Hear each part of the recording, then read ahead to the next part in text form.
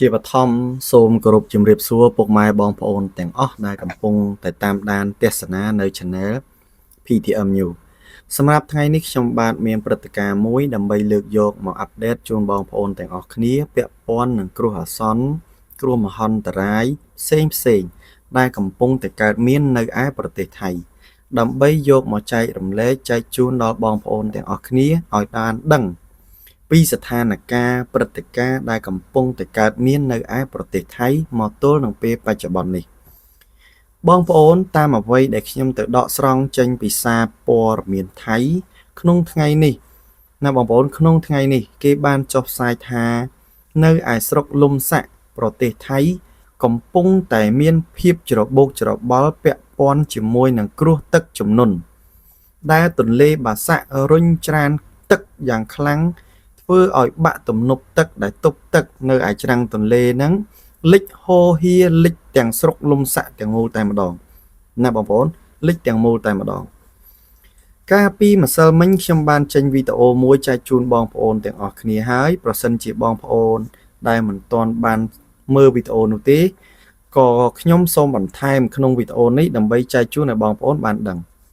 ពីម្សិលមិញខ្ញុំបានចេញព័ត៌មានមួយពាក់ព័ន្ធជាមួយនឹងគ្រោះមហន្តរាយគ្រោះទឹកជំនន់នៅឯប្រទេសថៃដែរប៉ុន្តែនៅឯស្រុកឡយអ៊ីនៅក្នុងស្រុកឡយអ៊ីកាលពីម្សិលមិញណាបងប្អូនគឺរងគ្រោះទឹកជំនន់ដោយសារតែភ្លៀងធ្លាក់មួយយប់ពេញធ្វើឲ្យទឹកជំនន់ដែលធ្លាក់ចេញពីភ្នំភូលួងធ្លាក់ចុះមកតំបន់ទំនាបហូរកាត់ផ្ទះប្រជាជនរយៈពេលប្រហែលម៉ោងទេបងប្អូនធ្វើឲ្យទឹកមានទៅដល់កម្ពស់1ម៉ែត្រកន្លះទៅដល់2ម៉ែត្រ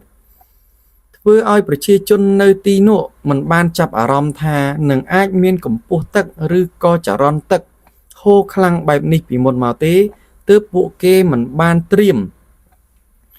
យករបស់របរម៉ូតូឡាននិងទ្រព្យសម្បត្តិមួយចំនួនដើម្បីចល័តទីទៅរកកន្លែងដែលមានសមត្ថភាពនឹងអាចសង្គ្រោះរបស់ទាំងអស់នោះបានទឹកបានធ្លាក់ពីលើភ្នំណាបងប្អូនពីភ្នំភូលួងចុះមកក្រោមស្រាប់តែចូលជន់យ៉ាងគំហុកធ្វើឲ្យទឹកជន់ឡើងកម្ពស់ទៅដល់1ម៉ែត្រកន្លះទៅដល់2ម៉ែត្រធ្វើឲ្យខូចហិច្ឆតារចនាសម្ព័ន្ធផ្ទះសម្បែងទ្រព្យសម្បត្តិសាលារៀនមន្ទីរពេទ្យណាបងប្អូននិងស្រែចម្ការដំណាំរាប់សិបไร่នៅឯស្រុកឡយអ៊ីចូលមកដល់ក្នុងថ្ងៃនេះបងប្អូនណាចូលមកដល់ក្នុងថ្ងៃនេះថ្ងៃទី21នៃខែកញ្ញាឆ្នាំ2025នេះខ្ញុំមកធ្វើការអាប់ដេតជូនបងប្អូនពាក់ព័ន្ធជាមួយនឹងករណីគ្រោះទឹកជំនន់គ្រោះអាសន្នដែលកំពុងតែកើតមាននៅឯប្រទេសថៃហ្នឹងមួយទីតាំងទៀតគឺនៅឯប្រទេសថៃដដែលតែនៅស្រុកលំសាក់នៅឯស្រុកលំសាក់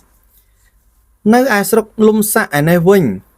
កាលពីម្សិលមិញថ្ងៃទី20ខែកញ្ញាឆ្នាំ2025នេះវេលាម៉ោងប្រមាណជា12ថ្ងៃត្រង់មានករណីបាក់ទំនប់ទប់ទឹកច្រាំងទន្លេបាសាក់បានធ្វើឲ្យទឹកជោជន់ហៀលិចមួយស្រុកលំសាក់តែម្ដងបងប្អូនណាលិចមួយស្រុកលំសាក់តែម្ដងបើតាមសារព័ត៌មានថៃគេបានចុះផ្សាយបាក់ទំនប់ទឹកមួយនៅឯស្រុកថៃនេះរបាំងទប់ទឹកណាបងប្អូនរបាំងទប់ទឹកបានបាក់បែកខ្ចាយបណ្ដាលឲ្យទឹកហូរខ្លាំងចូលទៅក្នុងស្រុកលំសាក់ក្នុងមួយពព្រិចភ្នែកទឹកទន្លេបាសាក់បានជន់លិចនៅក្នុងទីក្រុងលំសាក់ទាំងមូលតែម្ដងដោយមានការខូចខាតហិច្ឆតារចនាសម្ព័ន្ធផ្ទះសម្បែងមន្ទីរពេទ្យវត្តអារាមរួមទាំងបងប្អូនណាស្រែចម្ការដីដំណាំផ្សេងរាប់សិបไร่ដូចគ្នានៅឯស្រុកលំសាក់នៅវេលាម៉ោងប្រមាណជា12ថ្ងៃត្រង់នៃខែកញ្ញាឆ្នាំ2025នៃថ្ងៃទី20អ្នកសារព័ត៌មានប្រទេសថៃបានឲ្យដឹងថាស្ពានទល់មុខសួនដុងតាន់នៅលើផ្លូវភីថាឃុំលំសាក់ស្រុកលំសាក់ខេត្តពិតរបុណ្យកាលពីម្សិលមិញនេះបានបាក់ប្រកាសនេះហើយបានធ្វើឲ្យបរិមាណទឹកនៅឯទន្លេលំសាក់នឹងជន់លិចក្រុងជាលើកទី2បងប្អូនណាករណីនេះ ទីមួយដោយសារតែស្ពាននឹងបាក់ទៅដូចទប់ទឹកទន្លេហ្នឹងអញ្ចឹងរាំងស្ទះធ្វើឲ្យជោជន់លិចចូលដល់អាកន្លែងដែលគេដាក់របាំងថ្មសម្រាប់ទប់ទឹកមិនឲ្យចូលទៅក្នុងស្រុកហ្នឹងត្រូវបានទឹកហ្នឹងរុញបាក់ធ្វើឲ្យទឹកហ្នឹងគឺហូរហៀចូលទៅក្នុងស្រុកលំសាក់ហ្នឹងតែម្ដង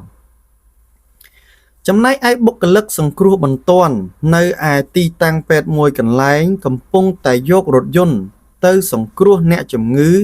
ដែលកំពុងតែដេកលើគ្រែនៅឯមន្ទីរពេទ្យនោះត្រូវបានទឹកចូលលិចនៅក្នុងមន្ទីរពេទ្យនឹងទៀតបងប្អូនណា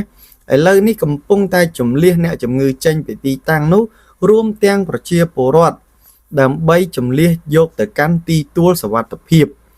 ទន្ទឹមនឹងនេះប្រជាពលរដ្ឋនៅក្នុងមូលដ្ឋាននៅស្រុកលំសាក់ទាំងមូលកំពុងតែមានការព្រួយបារម្ភអំពីមុខរបររបស់ពួកគេតែស្រុកលំសាក់នេះបានកើតគ្រោះទឹកជំនន់នេះចំនួន2លើកធំមកហើយនៅក្នុងឆ្នាំ2025នេះហើយទើបតែថ្មីទៀតទឹកចាស់ហ្នឹងគឺមិនទាន់បានស្រកទៅវិញទេបងប្អូនណាមិនទាន់បានស្រកទេដែលគេដាក់របាំងថ្មហ្នឹងសម្រាប់ការពារទឹកប្រចាំថ្ងៃហ្នឹងឯងដោយសារទន្លេបាសាក់មានភ្លៀងធ្លាក់សឹងតែរាល់ថ្ងៃដូច្នេះធ្វើឲ្យឡើងចុះទើបគេដាក់របាំងថ្មការពារកុំឲ្យទឹកហ្នឹងឡើងចូលមកដល់ក្នុងស្រុកហ្នឹងដើម្បីឲ្យប្រជាជនរស់នៅនិងប្រកបរបររកស៊ីប្រចាំថ្ងៃអញ្ចឹងទៅប៉ុន្តែមកទល់នឹងថ្ងៃទី20ម្សិលមិញនេះវេលាម៉ោង12ថ្ងៃត្រង់ហ្នឹងគឺទឹកទន្លេបានជន់ឡើងខ្លាំងពេកធ្វើឲ្យស្ពាននៅឯសួនដុងតាន់มันអាចទប់ចំហបានធ្វើឲ្យដួលរលំទប់ទឹករុញចូលទៅក្នុងស្រុកលំសាក់ហ្នឹងគឺលិចទាំងមូលតែម្ដងបងប្អូនណាលិចទាំងមូលតែម្ដងហើយរយៈពេលនៃការលិចនោះគឺលឿនមែនតែនត្រឹមតែមួយប៉ព្រិចភ្នែកប្រមាណជា10នាទីទេទឹកបានជន់លិចនៅក្រុងលំសាក់នេះទាំងមូលតែម្ដងមកទល់នឹងពេលនេះក្រុមសង្គ្រោះណាបងប្អូនណាក្រុមសង្គ្រោះកំពុងតែចែករំលែកវីដេអូទៅកាន់អាជ្ញាធរដើម្បីឲ្យចុះជួយសង្គ្រោះដល់ប្រជាជនរួមទាំងវត្តអារាមដីស្រែចម្ការសិស្សសាលាដែលកំពុងតែជួបផលវិបាកចំណែកឯប្រជាជនដែលកំពុងតែប្រកបរបររកស៊ីនេះគឺមានផលលំបាកកំពុងតែព្រួយបារម្ភប្រសិនបើទឹកទន្លេបាសាក់នេះមិនស្រកទេនៅតែមានមេឃអ៊ូអាប់ភ្លៀងធ្លាក់រាល់ថ្ងៃពួកគេត្រូវបាត់បង់ចំណូលប្រចាំថ្ងៃរួមទាំងស្រែចម្ការដែលខូចរកសម្រៃនេះមកទល់នឹងពេលនេះมันអាចសង្គ្រោះបានទេដូច្នេះមកទល់នឹងពេលនេះប្រទេសថៃទាំងមូលគឺកំពុងតែជួបទុកធំតែម្ដងបងប្អូនណាជួបទុកធំតែម្ដងគឺទុកគ្រោះធម្មជាតិគ្រោះទឹកជំនន់នេះតែម្ដងនៅឯប្រទេសថៃសឹងតែគ្រប់ទីតាំងទាំងអស់នៅក្នុងឆ្នាំនេះគឺមានបញ្ហាគ្រោះទឹកជំនន់សឹងតែគ្រប់ទីតាំងនេះខ្ញុំសូមបន្ថែមជូនបងប្អូននៅចុងវីដេអូនេះបន្តិចដោយសារតែយើងមើលស្ថានភាពនៅឯប្រទេសថៃគឺថាមួយរយៈនេះកើតមានគ្រោះទុរភិក្សច្រើនមែនទែនបងប្អូនណាមានដូចជារំជួយដីគ្រោះទឹកជំនន់ខ្យល់ព្យុះណាបងប្អូនអគ្គិភ័យកើតមានអីចឹងទៅម្យ៉ាងវិញទៀតមានគេចុះសារព័ត៌មានថានៅឯប្រទេសថៃគឺជាទីក្រុងអ ுக ្រិតកម្មទៀតសារព័ត៌មាននៅបណ្ដាលប្រទេសនៅលើពិភពលោកមួយចំនួនគេបានចុះផ្សាយបើយើងពាក់ព័ន្ធជាមួយនឹងករណីនេះយើងក្រឡេកមកផ្នែកមួយដែលខ្មែរយើងកាន់ព្រះពុទ្ធសាសនាគឺយើងតែងតែគិតអំពីបាបបុណ្យណាបងប្អូនណាបាបបុណ្យនេះជាការគិតរបស់ខ្ញុំទេប្រសិនបើបងប្អូនគិតដូចខ្ញុំក៏គិតទៅបើបងប្អូនមិនគិតទេបងប្អូនគិតថាជារឿងធម្មជាតិក៏គិតទៅណាបងប្អូនណាតែអ្វីដែលខ្ញុំគិតថាប្រទេសថៃក្នុងឆ្នាំ2025នេះហាក់ដូចជាទទួលបាបកម្មឬក៏ទណ្ឌកម្មអំពីបណ្ដាសាអ្វីមួយឬក៏បុព្វបុរសខ្មែរលោកដាក់បណ្ដាសាទៅលើប្រទេសថៃឬក៏យ៉ាងណាក្នុងឆ្នាំនេះតាំងពីដើមឆ្នាំ2025ដែលយើងមិនទាន់មានការប៉ះពាល់គ្នាពាក់ព័ន្ធជាមួយសង្គ្រាមប៉ុន្តែយើងមានការប្រទាំងប្រទេសបន្តិចបន្តួចជាមួយនឹងអ្នក social media រួមទាំង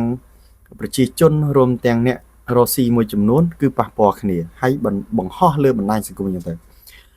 ពេលដែលថៃតែងចង់ធ្វើអ្វីមួយដូចយើងរំលឹកទៅរឿង Miss Grand អីចឹងទៅថៃគេធ្វើបាបយើងអីចឹងទៅស្រាប់តែថៃ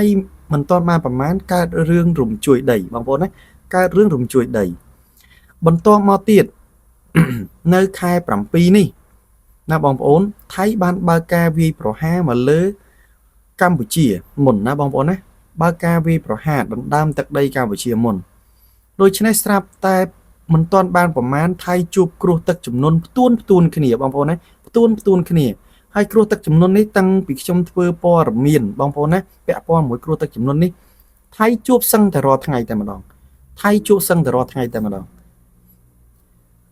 ក្នុងថ្ងៃម្សិលមិញខ្ញុំបានចេញវីដេអូពាក់ព័ន្ធជាមួយគ្រោះទឹកជំនន់ហើយខ្ញុំក៏បាននិយាយពាក់ព័ន្ធជាមួយនឹងកម្មពៀងដូចគ្នាឥឡូវនេះ